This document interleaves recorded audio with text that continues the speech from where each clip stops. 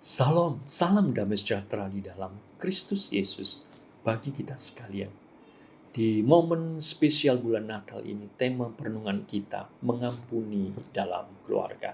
Saya membacakan di dalam Filemon pasal 1 ayat 9 sampai 13 dan 15. Karena itu, sekalipun di dalam Kristus aku mempunyai kebebasan penuh untuk memerintahkan kepadamu apa yang harus engkau lakukan. Tetapi mengingat kasihmu itu lebih baik aku memintanya daripadamu. Aku, Paulus, yang sudah menjadi tua, lagi pula sekarang dipenjarakan karena Kristus Yesus mengajukan permintaan kepadamu mengenai anakku yang kudapat selagi aku dalam penjara, yaitu Onesimus.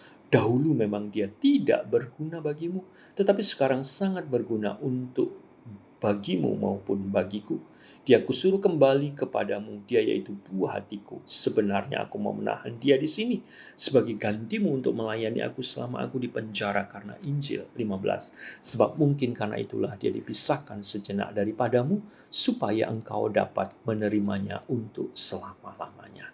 Jemaat yang dikasihi oleh Tuhan, apa respon saya dan saudara ketika ada orang terdekat kita yang sangat kita kasihi, keluarga inti kita, telah merugikan kita secara materi, telah merusak nama baik kita, telah mencemarkan nama keluarga kita karena perilaku kejahatannya. Bahkan ada orang Kristen mengatakan, saya akan sulit mengampuni, saya akan sulit menerima kembali, saya lebih mudah untuk mengampuni orang lain, orang yang jauh, bukan orang terdekat. Saudara, memang hubungan yang dekat secara emosional di dalam keluarga itu memiliki sebuah harapan besar bahwa orang yang kita cintai itu bisa melindungi, bisa menjaga nama baik, bisa memberikan sikap rasa hormat dan pengorbanan yang besar. Tetapi ketika orang yang kita kasih itu telah mengecewakan kita, telah merusak nama baik kita, telah merugikan kita secara materi, telah merugikan, mencemarkan nama baik. Itu yang membuat kadang bahkan orang Kristen mengatakan sulit untuk saya menerima dan mengampuni. Saudara, di dalam momen Natal ini kita boleh melihat anugerah di dalam Kristus. Melalui surat Filemon yang disampaikan oleh Paulus, Filemon diminta Paulus untuk menerima Onesimus. Siapa Onesimus? Onesimus adalah orang yang pernah tinggal bersama-sama, orang terdekat, orang kepercayaan, bahkan dianggap Filemon menjadi bagian keluarga sekalipun dia hamba, tetapi pernah melarikan diri, bahkan mungkin merugikan keluarga Filemon secara materi dan nama baik. Tetapi anugerah Tuhan di dalam kegagalan Onesimus, dia berjumpa dengan kasih Kristus lewat nasihat, lewat bimbingan Paulus, sehingga hidupnya diubahkan. Dia yang dahulu dianggap tidak berguna, sekarang sangat berguna. Bahkan menjadi buah hati Paulus dan berguna bagi kepentingan Injil. Dan sekarang Paulus mengirim Onesimus untuk kembali di tengah-tengah keluarga Filemon. Dan Paulus mengharapkan, meminta dengan kasih, supaya Filemon menerima Onesimus kembali. Saudara yang dikasihi Tuhan, kita diingatkan bagaimana Sang Natal, anak laki-laki itu dinamai Yesus yang artinya sebagai penyelamat untuk membebaskan umatnya dari dosa mereka.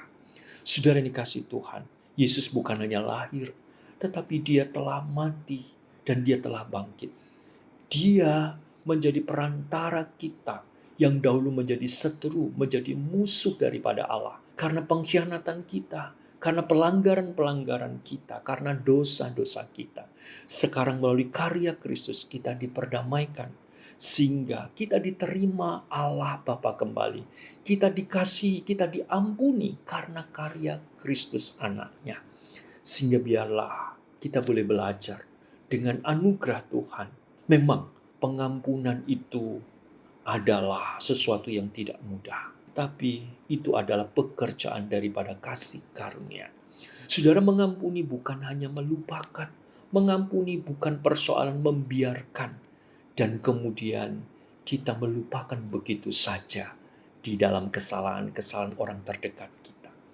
Mengampuni berarti mengasihi dan memberkati, sebagaimana yang Yesus telah teladankan ketika dia telah menanggung semua kesalahan dosa-dosa kita, sehingga kita diterima dan diampuni oleh Bapa.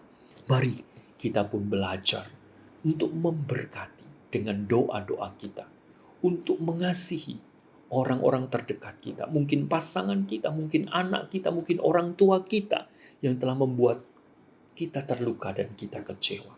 Sebagaimana Kristus mengasihi dan mengampuni kita, maka anugerah Tuhan akan menolong kita bisa mengasihi dan menerima orang terdekat kita. Saudara, hidup di dalam pengampunan itu membawa kita hidup di dalam damai sejahtera. Dan bila Natal ini sungguh-sungguh membawa kepada kita sebuah pemulihan dalam keluarga. Dan kita menerima pengampunan dari Tuhan. Dan kita juga melepaskan kasih pengampunan dan menerima orang yang telah bersalah dari keluarga kita. Amin. Mari kita berdoa.